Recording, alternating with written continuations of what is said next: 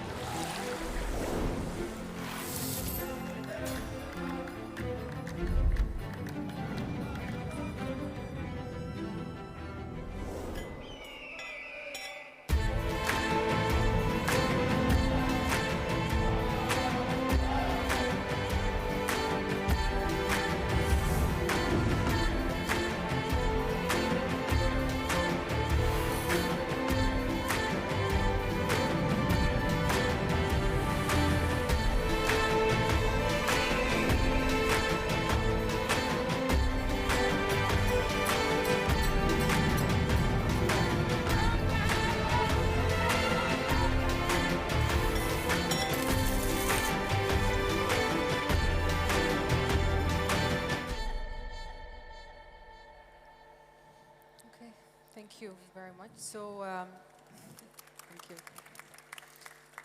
Thank you. So to go back to your topic, Dr. Berlant, I think to go to the main topic, which is sustaining buildings, the reuse and reuse of adaptive buildings, the reuse of modern heritage building, and the reuse of historic sites.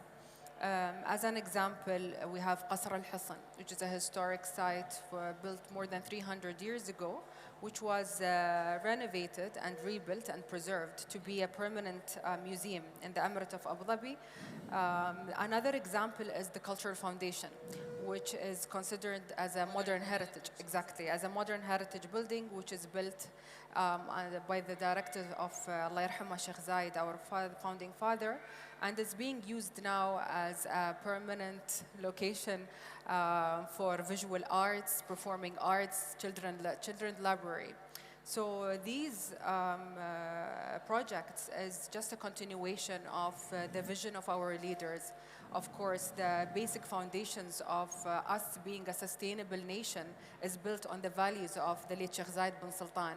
And following this vision are our current leaders as well. So sustainability really is embedded within all the projects, exactly. It's the core of any project that is being started or built within the government of Abu Dhabi. Yeah. Thank you, Salama. Thank you. Dr. Peter, we'll move the point to you, and I would like now, since Zayed National Museum is still under construction. It is, so yes. How are you approaching the sustainability, building it up? Well, there's several aspects, but first of all, let me say how honored I am to be here, to have an opportunity to talk to you this afternoon about sustainability and Zayed National Museum. As you pointed out, the museum is not yet open, but our commitment to sustainability is interwoven into the narrative of the museum itself, as well as the physical building of the museum. So it's interwoven into the narrative because the museum celebrates the values of the late Sheikh Zayed, who was deeply committed to environmental sustainability and bringing around sustainable practices, for example, in hunting, agriculture. All of these aspects are brought into the narrative of the museum. So the visitor to the museum will become familiar with his commitment to sustainability long before it was fashionable, I have to say, long before it was fashionable. So this is an important part of the narrative in itself. The second thing is the building. So the building is designed, everyone who's driven past Saadiyat Island will see that the wings are now in place, and the wings are there, you can see them. And I would invite everyone to come to the Zayed National Museum booth, which is just over here, to see the model of the museum. Those wings act as an element, as a functional reminder of sustainability itself. So the wings serve to draw warm air up and out and cooler air into the space. In this way, they are a modern, technologically sophisticated reminder of the Bajil, the wind tower. In itself, therefore, the museum represents sustainability. The last point, which I'll make briefly, is that the museum narrative focuses on history and the long durée of history within this country, the region, and indeed the world. And I think that focus on history is a very powerful reminder of sustainability. We can see sustainability in communities which lived here 3,000, 4,000, 5,000 years ago, but I am particularly reminded of the importance of history for discussing this topic. The historical figure for this book fair is, of course, Ibn Khaldun. And as a student, I studied Ibn Khaldun, but unfortunately, it was in the English translation, of course. And in 1377, even though the translation was in 1958 by Rosenthal, Ibn Khaldun makes the point that unless you store, unless you plan for the future, if for some years nothing is stored, hunger will be general. Ibn Khaldun had this idea already in the 14th century about the necessity to practice sustainability and to think, as you said in the beginning, planning for today, for tomorrow. And I think that is interwoven into the narrative of the museum itself. Thank you. Thank you, Dr. Peter, and thank you for bringing this quote of Ibn Khaldun and the connection. We're so happy to have this within the book fair this year, both themes. Mr. Manuel, now the Louvre has been running for a few years successfully, and it's showing its impact on the local and international museum sphere. I would like to listen to you about how the museum in general, until we go into details, how the museum was and is addressing the sustainability. Thank you. Thank you so much, Dr. Berland. Before sharing a few ideas, I would like to say thank you to Dr. Ali and to the ALC team for inviting us, and congratulations for this wonderful edition. I really enjoyed, and I'm coming back, even with my family, to this moment. Yes, indeed, we have been open for more than 5 years now, and one of the best way to see the Zayed National Museum being built is actually to go to Louvre Abu Dhabi. I recommend that, where you could see inside one of the engraved wall by Jenny Holzer, which is showing one of the texts of Ibn Khaldun, which was another connection between the book fair and the museum. But Dr. Berland, you very rightfully mentioned the UN Sustainable Goals, Development Sustainable Goals, that have been sort of crafting the approach to sustainability. If you read them, the 17 ones, you will see that none is explicitly focusing on culture or museum or site as such.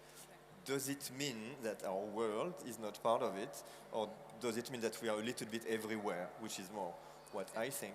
So with my team, we try to sort of map how we could gather our sustainable initiatives and sustainable vision against this objective, and to see where we were contributing. So I will keep more time for the question, but just to see, this is how we can approach them, and to see roughly we could organize what we're doing into 3 streams. One is the social sustainability and how we contribute to that. The museum is a living place, it's a place of social inclusivity, it's a place of inclusion, it's a place of exchanges and development, so we are definitely contributing to education and so on. The second stream, and we, of course we can go back later with the question, is really on the environmental sustainability, which is maybe the most obvious one that we have in mind when we think about sustainability, and maybe the most fragile and most immediate to us. And this is also very important because during their building phase or rehabilitation for a cultural site or their operation, they are energivore machines. So we need to justify and we need to diminish, to limit as much as possible the cost, and we need to offset it, which means innovative practices, and this is where being conscious of our environment and using the technology can really help us to foster. I love our turtle project, which is one very small idea of being connected to the environment. We have these turtles that are coming in our lagoon water, and they will be freed after. It's part of the cycle. The last stream, and I will not take too much time, is something which is also very important in a city like Abu Dhabi, which is transforming its economy and also moving to a new economic model, is the economic sustainability, and how the museum, the cultural sites are part of the vibrant fabric of a city in the international and regional sphere. So I think we are also part of that. So very quickly, 3 streams, how to tackle the 17 goals, and I think museums and culture and book fair have something to do and to play in this question. Thanks. Thank you, Manuel, and thank you for bringing the point about the Sustainable Development Goals, and this is maybe a very good point to tap on. The goals might not have something that says culture quite clearly, but the 17 goals actually are so exclusive, comprehensive, that they include everything that we do in our lives. And I've seen on your slides, you had education, you had infrastructure. These actually have goals, environmental, and of course everybody always thinks of sustainability as only the environmental side. That's why we're here to discuss that it's not only that. And even partnerships is considered part of the goals as well, and we'll come back to this point. But if we go to the education part, Salama, if you, mashallah, you're managing 16 cultural sites, right? And they between older buildings and modern history, and the older view of the cultural sites and museums. These are places to be preserved and have artifacts, and let's keep them untouched and whatever. But now the modern direction is that these places are actually community centers, like the Cultural Foundation or all the other places we have. How do you see the cultural sites and museums playing their role in engaging the community and bringing them together to understand sustainability and work for it? I mean, raising awareness and other activities. Please. Correct. So the community is the core of everything that you see in terms of cultural sites. Without the community, the sites will be really like non-alive, non-existent. And as Manuel said, they're all living museums, they're all living spaces. And especially when it comes to heritage, we don't like to say like heritage, or sometimes it's very, it's like a stereotype that those buildings are like archaic, and they house only like very old objects. But to be frank, they are living museums, they're living heritage, living sites, and they become alive with the community, with the people. These sites and museums are built by the people, for the people. And when I say the people and the community, it's of course all ages, all groups, all backgrounds, no matter where you come from. Cultural sites are open and inclusive for all. So community are, as I mentioned, involved within the programs that we do. So we do have educational programs, we do have public programs, we do have outreach, whether it was locally, regionally, or international engagement. Just to give you a few examples, for example, our festivals that we do have very strict KPIs on us to involve to involve the community, and but to be honest, it comes naturally, it comes organically. The KPIs are there to report officially, but even without the KPIs, the festivals are alive because of the community engagement and the community participation. So I can give you a few numbers and facts, but in the one festival or one event, we do engage more than 300 practitioners, and creatives, whether it was performing arts, whether it was from the visual arts. We try to cover all the domains of the cultural and creative industries. And by this, you tap into the community and the partnerships and the strategic partnerships. But also going back to Manuel, you tap into the financial stability, you tap into economic sustainability as well. And really, it's like a glue with everything. Without the community and without their belief and their support and them feeling involved, these sites and projects will not be sustainable. Definitely, definitely. Thank you, Salama, and you and your team are doing a great job there. Thank you. Thank you. Dr. Peter, I will come to you on this same point. And since the museum is not open yet, the programs are not announced, and the community engagement we don't know yet.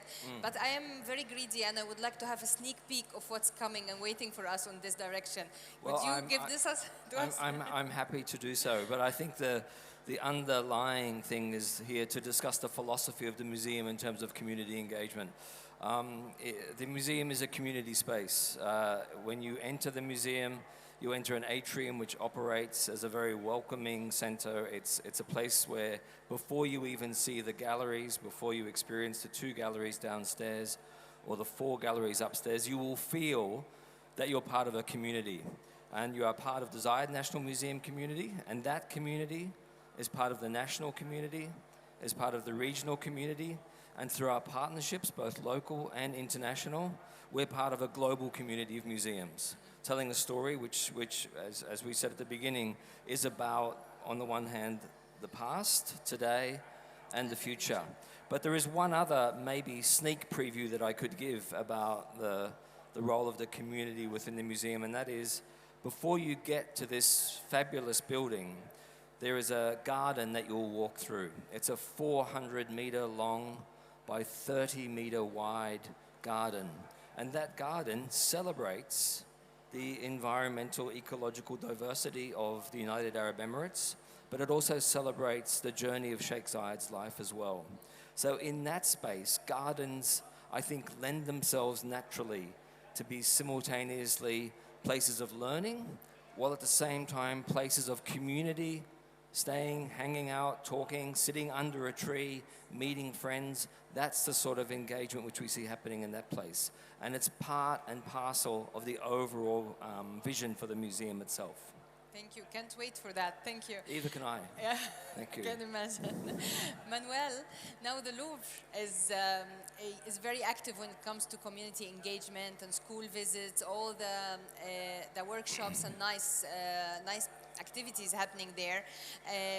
Can you give us a little bit of I'm sure everybody has visited, but I would like to get your vision on what you're doing for the community engagement around sustainability. I think sustainability is about balance, and at Louvre Abu Dhabi we have a good balance between, like Salama was saying, our KPIs in terms of touristic attractivity and volume of people coming from all over the world, and the residents, the communities.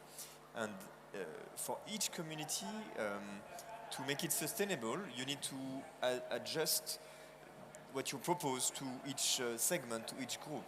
And here I'm very blessed because we have an incredible teams which is very, very creative, and we have invented new ways of interacting with communities.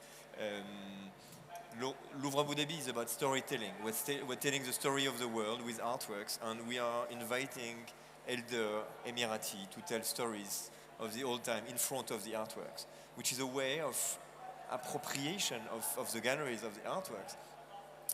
We are helping and inviting people who have lesser means. We do program for taxi drivers. They can invite 3 persons and be very proud of it and get people. We have a full network of teachers that we are very proud to work with. We give them access, we give them content, they come on their request. And this is also the way to bring on the civic transformation and social element. I'm also very touched by the very difficult, because it requires a lot of preparation for people of determination, which is also part of the sustainability of the society, is to take care of the people who are fragile, and this comes from the planning, and I think this is something Salama and Peter share in all of our sites. It's very something this city is very, it means how do you plan for accessibility from wheelchair to access to guidance for the people who cannot see, but mental challenges are also very hard to tackle, and this is where the teams have to be trained, especially trained to welcome. All of this is how you make the museum sustainable places of inclusivity and development. And I think this is where we are offsetting positively for the society the energy cost that we represent, but I think it matters. So the question is not to reduce to zero what we do and what we consume. The question is to make sure it is worth it for the society. And I think because of all of this, it matters and it makes sense. Definitely. Thank you. That's And a good I will come to a point that came within the discussions, and what everything you mentioned, the three of you, is the partnership side.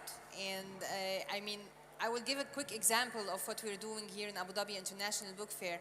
When we work together with you guys, and today, for example, we have a concert with the Cultural Foundation, and it's like it has been a collaborative efforts between the teams. I'm not going to say that it saves a lot of budgets from one side, but you also leverage on the expertise of all the teams that you have. I would like to have quick examples from your side on nice success stories of these collaborative partnerships, either among us as DCT or with the private sector, communities, something that you look at as a very good, clear example. Salama. I think a very good and evident example in the Cultural Sites Department is the House of Artisans. So the House of Artisans, for the visitors here today, is a permanent space that houses the one aspect of the intangible cultural heritage of the UAE, which is handicrafts, and it's a space to preserve and highlight and disseminate the different handicrafts of the UAE. So in terms of partnerships, we do work with educational institutions. We have spaces for students to use them and come and learn more about handicrafts. So this is one part of a partnership, which is educational institution, but also we do lots of partnerships locally, regionally, and internationally. Specifically to highlight the local partnerships is our artisans. So the artisans, we always consider them as our national treasures. And they're the ones who really understand the design and the beauty and the aesthetics of what is Emirati design. Because it's from them that everyone gets inspired with logos, brands, design. When you see the different crafts such as the sedu or telli or khus and the different symbols within those crafts. So this is what we do with artisans, what we do with the local communities, what we do with the local associations or clubs. We do engage them in all aspects of our projects and initiatives, whether small or big.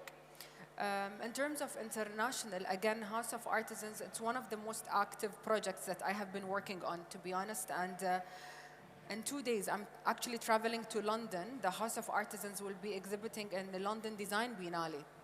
And we will be highlighting our artisans first before the design aspect of House of Artisans. So it's really a platform that you can highlight and be proud of those crafts, those projects, your heritage, your identity, in an international level like that. So I just gave you a few examples, but this is like a few examples of many other initiatives that we do.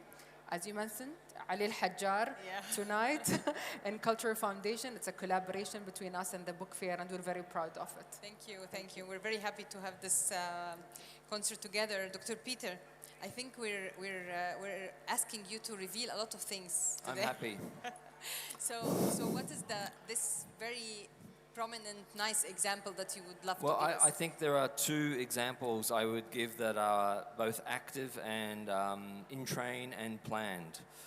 So the first thing is that because the museum tells the story of the late Sheikh Zayed, we see the museum narrative as automatically linked to historic places within Abu Dhabi. So, for example, we don't want someone to be going to Zayed National Museum and not then be going to Qasr al-Husn, for example, or not be going to Qasr al-Muwaiji, or not be going to Al Ain Palace. All of these things are part of a single narrative for us. The museum distills some of it that brings it together, but it's also just part of a network of knowledge generation about Sheikh Zayed and the history of the country. So that's, I think, the first way in which we envisage it. The second way is that it's also telling a national story which, perforce, must be linked in with museums and institutions all around this country. So the story we are telling is a national story. It involves creating a narrative from objects which spread from Abu Dhabi through to Ras Al Khaimah, through to Fujairah. That's part of the mission of the museum, and it's something that we're very involved in. And although I said only two, I think there's a third part of it, which are in terms of partnerships, and that is the partnerships we've developed with museums and libraries in Italy, Portugal, the United Kingdom, the United States, all of which contribute objects which will, I can tell you without giving anything away, which will delight and surprise the visitor about the impact the UAE has had around the world for at least a few thousand years. Amazing. Thank you. Manuel, I know you've mentioned when we were discussing backstage that you're already working with the United Nations on the Sustainable Development Goals, and there is some kind of, in the direction of a museum. I don't want to force the answer on you for that, but please, when you give us the example, let us know also what's happening in this area with the Louvre and the UN. No, this is the way we are organizing our thoughts. So to be part of the conversation which is going on with the UN COP 2028 in very soon, we'll take our voice. We know that the museums are places of trust, and there are places where debates will happen, and so we are preparing also several public programs to make sure that we can be not only a place where we are having sustainable practices, but also where the sustainable discussion can happen. So this is something which is going to be, after summer, launched and fleshed very concretely.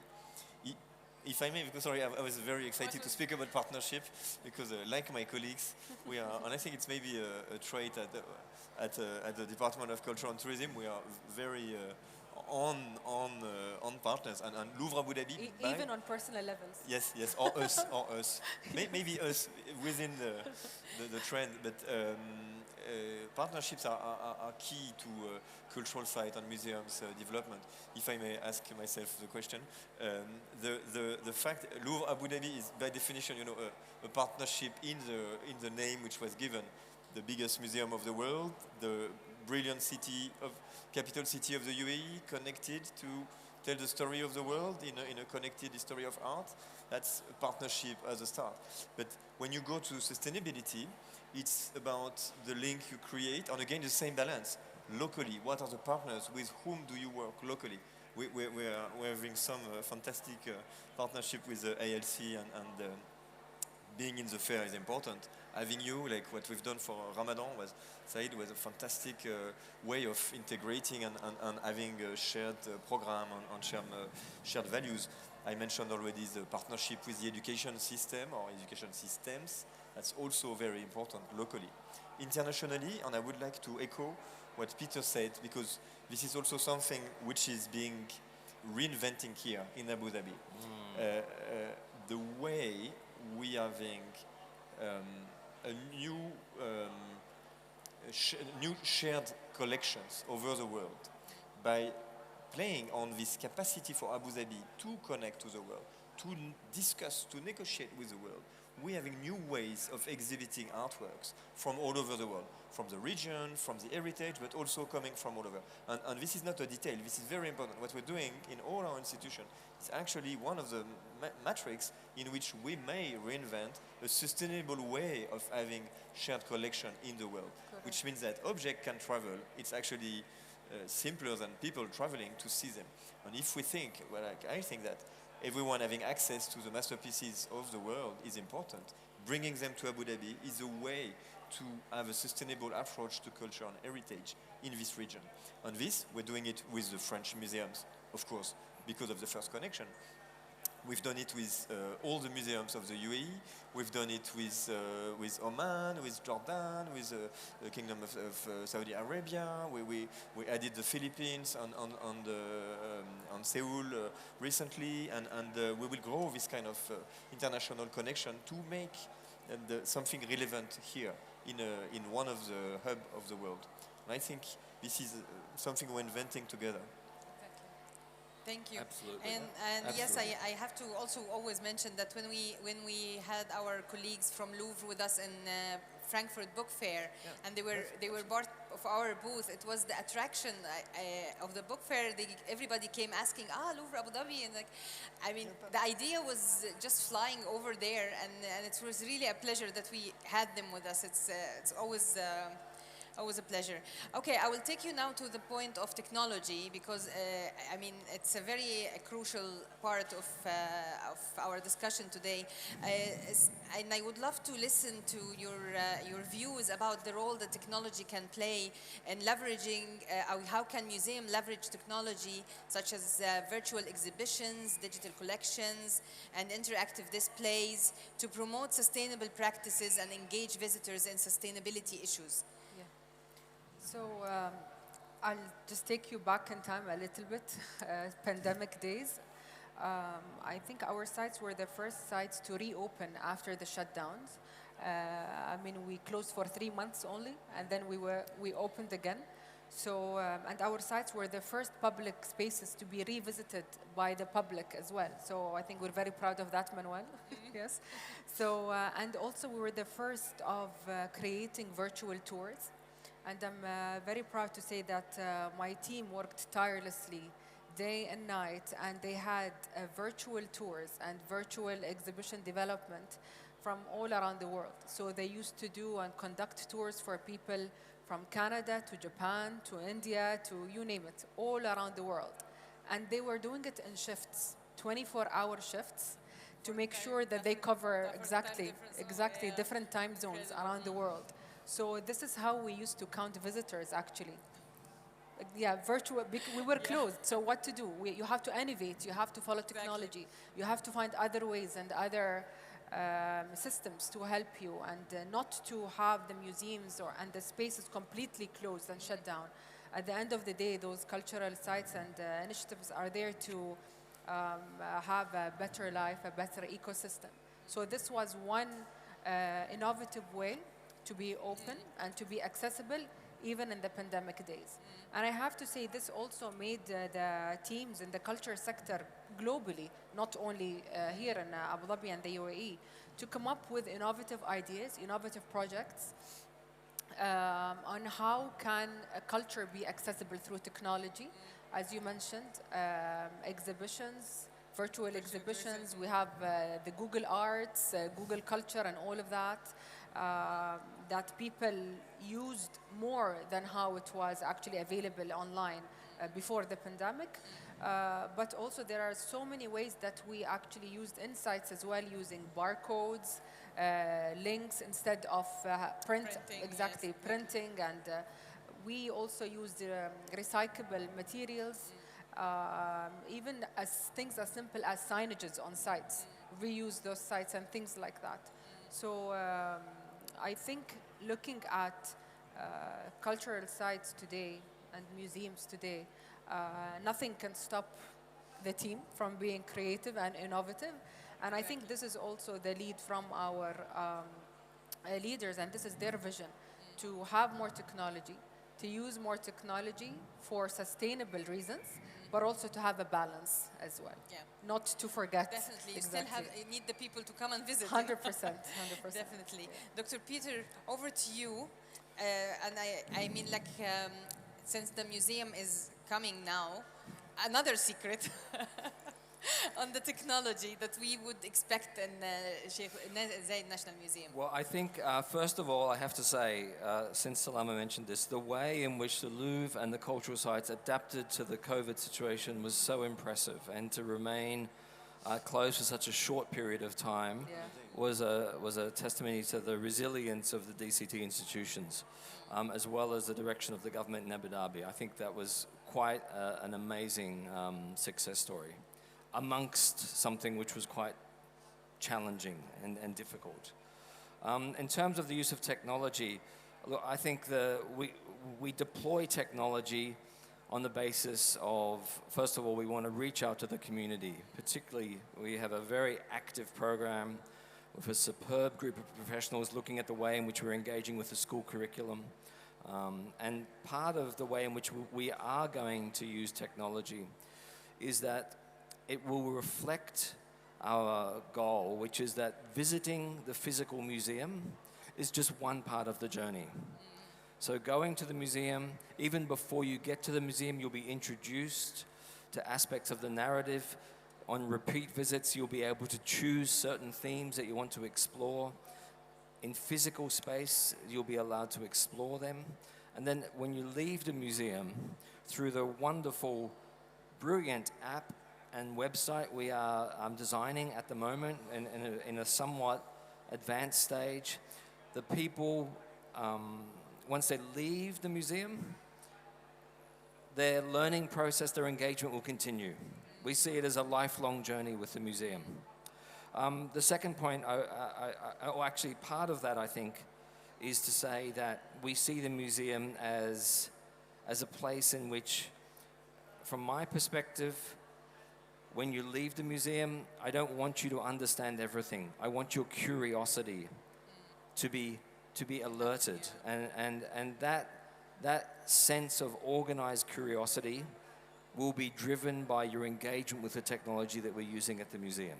So I think that's the second or first. I've forgotten how many points there were. But the last point I want to make about technology and sustainability is we always, amongst discussions of AI, we are always looking at the latest technology as a way of solving problems. This is the way in which we are fed this narrative. And I would urge, and indeed it is part of the museum narrative, to explore the fact that ancient technologies are and promote sustainability. So for example, the Falaj system promotes sustainability. And we discussed that at some length in the museum, and we discuss that's the reason why Sheikh Zayed was so invested in rebuilding the Aflaj of Al Ain in the 1950s. So technology is great, we embrace it, but let's not forget, as humans, we have 250,000 years of technological innovations behind us, which we can grasp and hold and use for the future. Definitely. And to, mentioning that, we had one of our key speakers in the book fair recently, Matt Ridley, who was talking about his book, How Innovation Works. And he tapped on that point exactly about, like, okay, we're very consumed with technology now, but innovation is not only about technology. Exactly, It's yes. about all other aspects that Absolutely. in life, how to utilize everything. And going to Manuel, and I will have to tell you a story about the COVID time. I remember when the cultural sites started opening, I wasn't back to the UAE yet. I was in Rome back then during the COVID. And in Rome, the COVID was like total lockdown.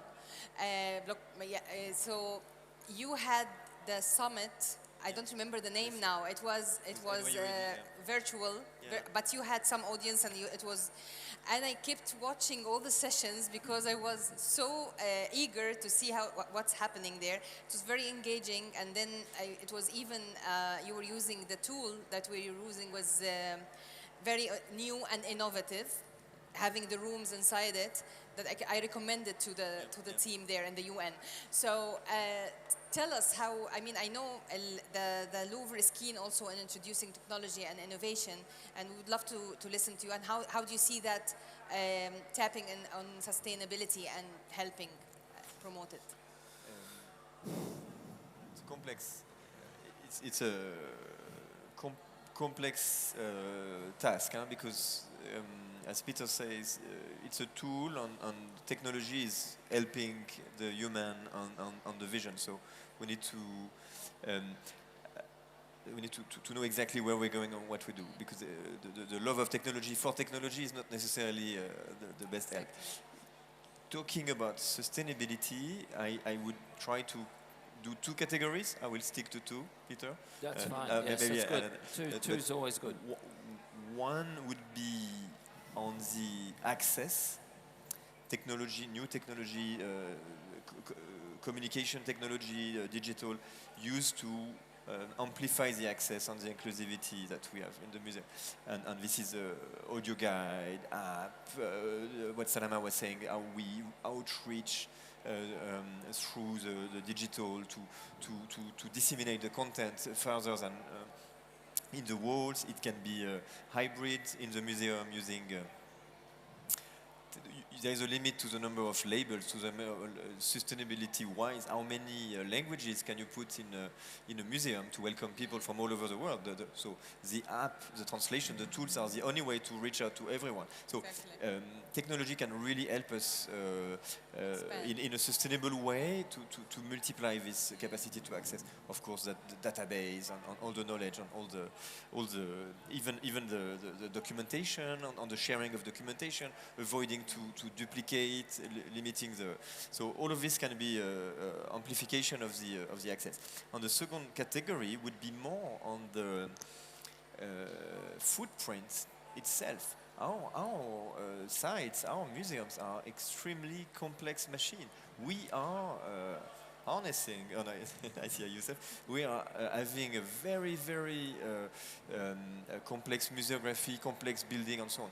We are today able to use technology to minimize, not to neutralize, I have to be clear, but to minimize the impact that we have in terms of energy from the fluid, from the AC, from the, we need to control the temperature, the hygrometry and so on. And we need to do it without having a crazy impact on the environment. And technology helps us that. We are using this shared collection I was mentioning, which means we need to change the museography, so we need to do that by recycling the showcases, which means we need to be able to use technology to rebuild, to know, to inventory, to modify, and so on. This is helping us. The flexibility and the fluidity comes with the technology. So I would say one is more on the content world, that's access. One is more on the amplification of the efficiency, and that's on the material world. On both of them, for the museums, our way we use technology to help the museum be better sustainable organizations. Perfect, thank you.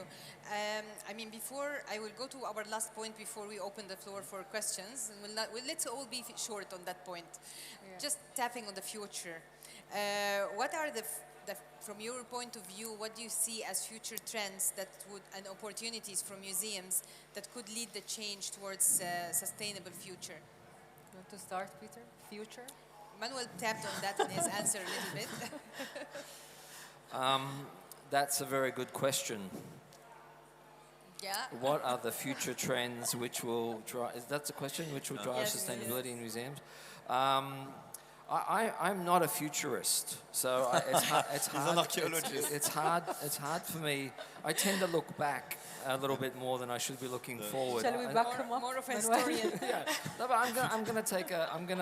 I think what we're going to see is it's less about sustainability, and it's more about developing and embracing inclusivity and the multidimensionality of meaning. I think is going to be something which is very, very important. It's something which the Zayed National Museum does, but I can see, particularly in the contemporary museum framework on a global sense, that having the opportunity to discuss historical narratives, objects, art from multiple different ways of perspective, multiple different perspectives rather, that provides an avenue for inclusivity, and that in itself is a form of sustainability. So I think that narrative-driven, that multivocality of the past, the present, and the future, not to say that we should be jettisoning canonic ideas. I don't think that's necessary. But that embrace of that, I think, is one thing which is going to define museums in the future, in as much as I can predict what's going to happen in the future, which is always limited. Perfectly fair. Yeah, thank Manuel, would you like to add something here? I think the immediate future will be to tackle the sustainability, but I'm an optimist. I think that if countries like the UAE are part of the equation, we can definitely invent new ways of tackling the real issue. I'm not sure we'll land exactly in the ideal, but we can get back to something on the long run sustainable. And that for me means this issue is being tackled. I think that the future, the new sustainability issues that are going to arise are, you mentioned quickly AI, but the multiplication of image, multiplication of content, multiplication of sense. And in this world where we will have a demultiplication of proliferation of make alive, the dream images catching you, the places in which we will learn how to read or how to see in the museums will be extremely important. And this is our mission, this is the future I see for us, is to equip people in the globalization, the world is changing, it's a fact. Yeah. But to be better equipped, we will need book fair, ALC, and the museum on the site to be prepared. And that's what we have to do. Salema, would you like to add I definitely don't see the future of cultural sites as ChatGPT. It's scaring me, to be honest. I think I am with AI at some point, but I think we would all agree, because this is like a global issue, which is financial stability and the economic sustainability in the culture sector globally. I think this is something that we should look into. I wouldn't say this is the future, but we should look into to sustain museums better. And another very important point I want to say is collaboration. For me, collaboration in all aspects, small, big, and most of the points that we tapped into, which is community, but global partnerships, inclusivity. These are all part of collaboration. I think collaboration is the future of the culture sector and the museums. I can't agree more. Very true. Thank you. I mean, I think we have very limited time, but we can open the floor for questions. Maybe two. Any questions?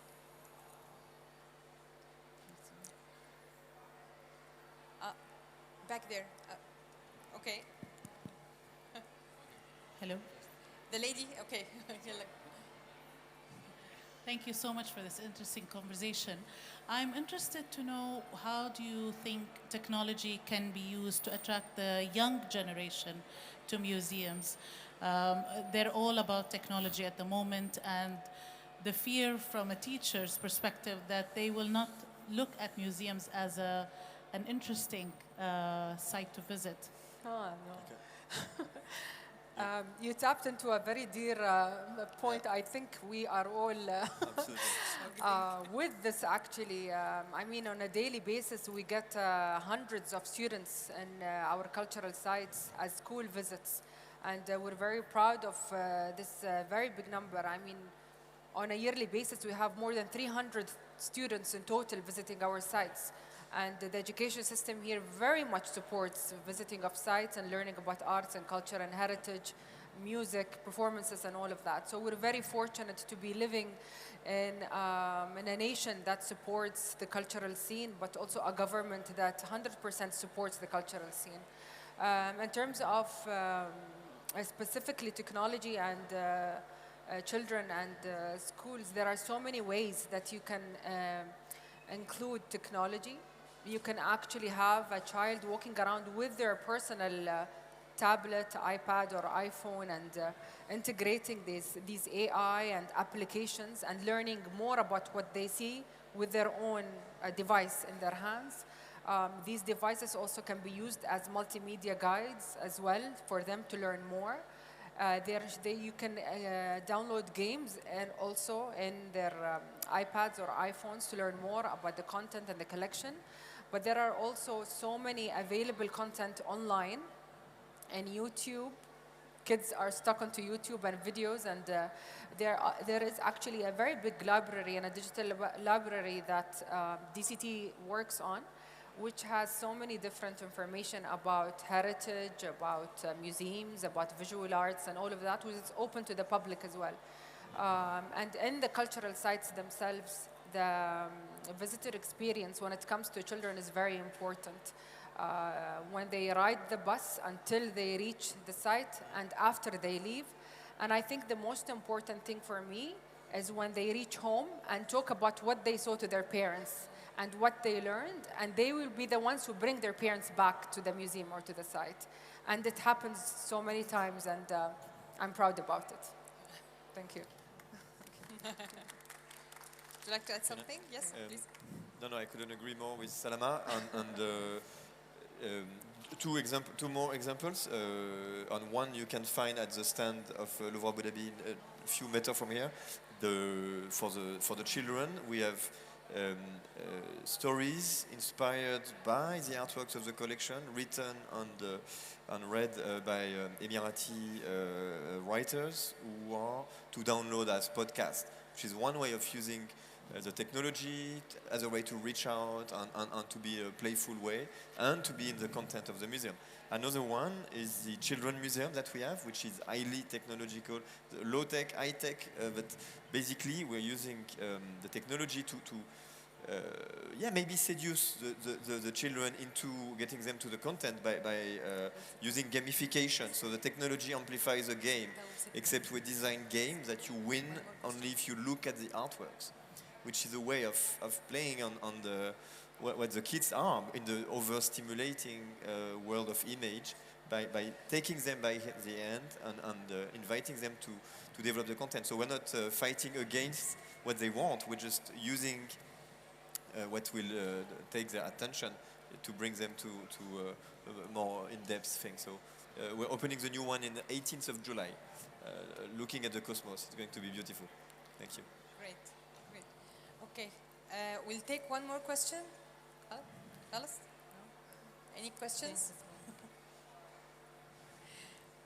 Okay, I think we tried to cover most of it. Thank you. I thank you very much for such an informative but also thought-provoking session. It's been my personal pleasure, and on the professional level also, to be with the three of you. Thank you, Salama. Thank you, Dr. Peter, and thank you, Manuel. And thank you for sharing your insights and experiences. I thank you all for being here, for listening and staying with us. Please, we have one more day for the book fair. I have to promote that. Don't miss the visit of tomorrow is the last day. And we're also happy to welcome you in our concert tonight in the Culture Foundation at 8 p.m. with the Egyptian singer Ail Haggar. Looking forward to see you all here there. Thank you all so much. Thank you so much. Thank you. Thank you. Thank you, Dr. Ballant. Thank you. Yeah. Thank you.